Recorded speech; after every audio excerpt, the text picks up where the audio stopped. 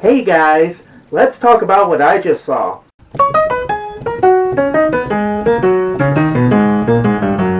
Well, time to take another movie I wanted to see in 2020 off the list. Nearly 33 years after the first film came out, Coming to America is here. And it was a serviceably fun, if predictable, hour and 50 minutes for me. The basic premise is thus. 30 years after the events of the first film, Akeem finds himself becoming Zumunda's ruler upon the death of his father. Complicating matters is the aggressiveness of General Izzy, ruler of neighboring nation Nextoria, to have one of his children marry Akeem's eldest daughter, since under Zamundan law, only a male heir can be appointed the king's successor, threatening war if his wishes aren't met. Unwilling to marry off his daughter, but at the same time fearful about the stability of his regime, he finds out that due to his aide Semi's attempts to hook up with women during their trip to Queens, he had, as a result of a drug-fueled one-night stand, sired a son.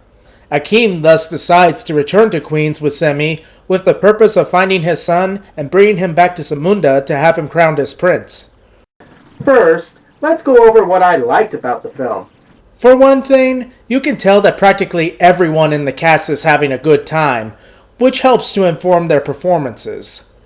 Eddie Murphy and Arsenio Hall, for their part, play off each other in a way that gave me enough chuckles during the film. Likewise, James Earl Jones's pompous performance as the king in the earlier part of the film is also a source of enjoyment. The really entertaining performances, however, are surprisingly from two of the new characters. Leslie Jones gives a wonderfully zany performance as Mary, the woman who Akeem had his one-night stand with, having some of the standout moments that caused me to really laugh my ass off. Probably because she has some of the edgier jokes and scenes in the film.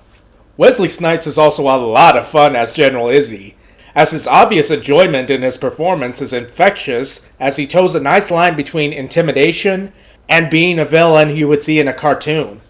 The film also makes good use of its production design, as the Zamundan Palace and Palace grounds, where the majority of the film takes place, are nice to look at and evokes the cartoonish fairy tale atmosphere that it had in the first film. Finally, I also have to give some props to the film in at least trying to make an effort to address the sexism of how the kingdom operates, both through the arc of Akeem's daughters and how his son tries to grapple with what he's told is his duty versus his uncertainties about his fitness as a would-be prince. Now, while I like the film overall, it does have weaknesses.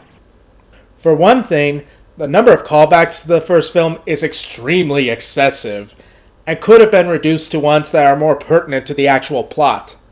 Also, the attempts of the film to incorporate social critiques into the more jokey scenes tend to fall flat at least half of the time, whereas the more earnest moments of social critique are more consistent in how they play. With this in mind, I give this movie a B. It's not as consistently hilarious as the first film, but it clearly had some passion and heart behind it, and managed to keep me sufficiently amused throughout it. Please remember to like, share, subscribe, and ring the bell. Also, follow me on Twitter at PCNHGuy, and check out my Pop Culture and History Guy Patreon. By the way, special thanks to Patreon supporter L'Oreal McNabb. Have a nice day.